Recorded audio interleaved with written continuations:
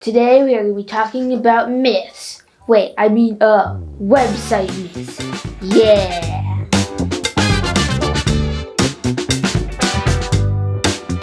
So, website myths. I hope that you don't believe in any of these myths, as Mr. Dragon might. We will be tackling those, and they are the top 3 myths, although I have heard of a lot more. 3 myths that I continue to hear from clients, especially when they have not had a website yet.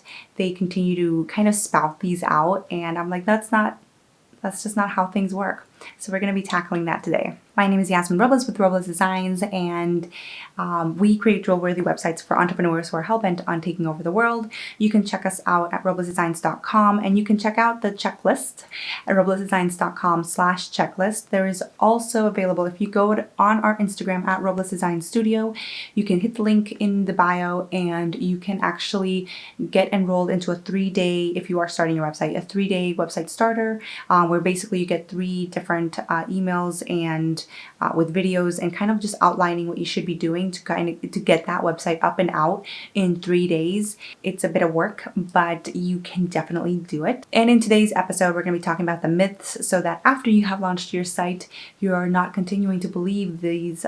Okay, so the first one is, if I build a website, people will just come to it. No, they won't. So when you build a website, there's a lot more that goes on afterwards. It's not like you're going to magically gain all of these people coming to your site. It's basically kind of like building a house or a building, and you got the address, you got everything, it's on the street, but now you actually have to draw people to it. So and these can come in different places. So for example, you could need a really great marketing strategy. You could need some paid ads, maybe, depending on your service. You could need to just promote it on social media, maybe get some PR going. All of these things will help draw people to your website. It's not just building a website and then bam, people are going to it. If you build a website, that's great, congratulations, but it's not necessarily going to be helpful in getting people there. Side note, you might also be thinking, this is a different myth. You might be thinking that if you launch a website and the SEO is excellent, that immediately it's going to blow up. And no, that's not how it works. SEO is like a marathon, and it is also constantly changing. So if you say, I want to focus on SEO, you need to have an SEO company. And an SEO company doesn't just mean a website designer that kind of knows SEO. Yes, I can implement some SEO, but when it comes to the hardcore strategy, plus staying on top of all the updates from Google, plus doing all of these other things outside of your website, not just internally, but outside of your website, in order to get people in order to get people to your site, it doesn't necessarily mean that they are experts in creating a website. It means that they're experts at getting your SEO up and running. So yes, I do some SEO, usually on-site SEO, but I also work with some SEO specialists that clients have hired in order to really gain traction. But again, it's all like a marathon, right? So you can't just expect to launch a site. It doesn't mean it's going to immediately explode. It means, in a good way, it means that you are going to see some traction, but you really do need to implement a marketing strategy, whether that includes PR, social media, paid ads, whatever that may be. You need to include that into your planning as well to gain that momentum. The next thing that clients continue to say is that one visit should be enough for people to actually sign up and pay you for your services, and that's wrong. That's a no. And just because they went on your site one time does not mean that they're going to sign up and be a client instantly. Instead, what you want to have is a website strategy. So when they do come in, then they can sign up for your email list. They can go through and see what you do, see the examples of your work. Let's say, for example, you're a photographer. You don't expect them to just go on your site and sign up for a session with you, a branding session. You would want them, that would be ideal, but usually they will go on your site and they will try to find your portfolio, find you, who you are, try to figure out what kind of brands you work with, what your style of photography is, They will want to know all of these things. They will also want to know if you travel, if you how far you travel, if you have travel expenses, if you like how everything works. If you are the kind of photographer that will come up with the whole entire direction of the session, or if you come up with the creative direction and they are there to support with the photography. You really want to make sure that the site strategy is on point, so that as they continue to stalk you, they will continue coming back to your website and they will get all of their questions answered on the site. They will also be able to sign up and kind of just be top of mind. You be top of mind, top of their mind when they're thinking about hiring you or hiring somebody with your skill set. Make sure that you're busting that myth that no, it does not just take one time and they are sold on you. It usually takes more touches than that for people to really want to hire you.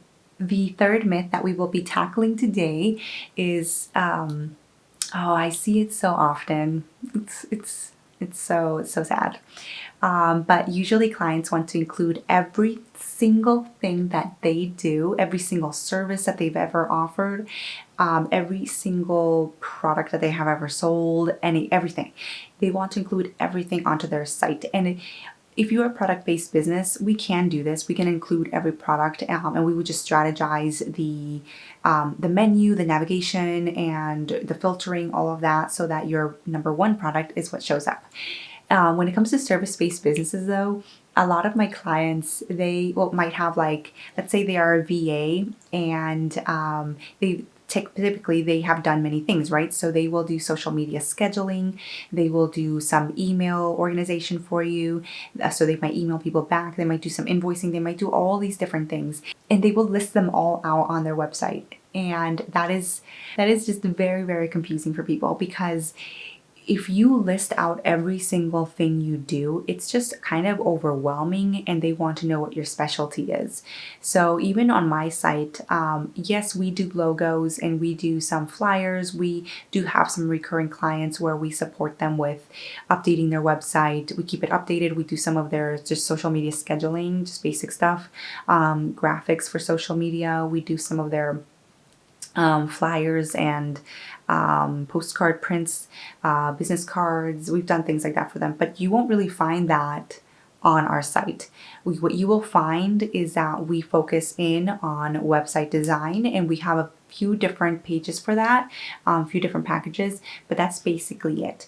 So if you are a VA, you might want to just focus in on a few of the services that you offer, and you could have, for example, a page for ad hoc requests. But if they are not requests that you want to even tackle, if they're just because you have tackled them before, then you might not want to do that. Essentially, don't put everything that you do in the world on your site. You want to really make sure that you're honing in on what your bread and butter is, and then maybe one or two secondary items. So for example, my bread and butter custom websites, a few secondary items are the VIP booking. So you get a set amount of hours, and I kind of just do all of the things that you need me to do with that VIP booking. Or I can, you can purchase a course. And so those are the things that you will find on my site as of this recording.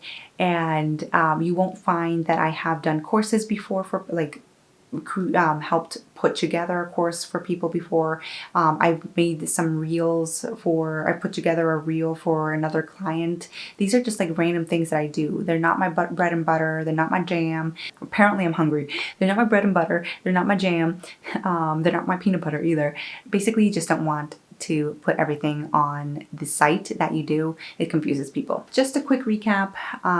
If you build it, they won't come. You gotta make sure you have a strategy. They might come, but it'll take a while for the SEO and everything to kick in. So you want to make sure that you build it, you market it, and you have a strategy behind you for that. Number two, they won't just visit your site one time. People won't just visit your site one time and buy from you immediately. You need to make sure that you're showcasing your work, that you're showcasing your services, and you're telling them why they need to work with you, as well as trying to get them to sign up for either an email newsletter or just to become a fan. because that fan will eventually turn into an actual warm lead that won't need as much convincing and will buy from you. Number 3, don't include everything in the world on your site. Although we know that you are a genius and that you want to include all the things that you do and that I know you do well, you do not want to include them all in there just because you want to make sure you're not confusing the user as to what your specialty is, and you're not confusing them as to why they should even hire you. If you know any other myths, put them in the comments. Again, you can follow us at Roblox Design Studio on Instagram. I will catch you in the next video. Bye.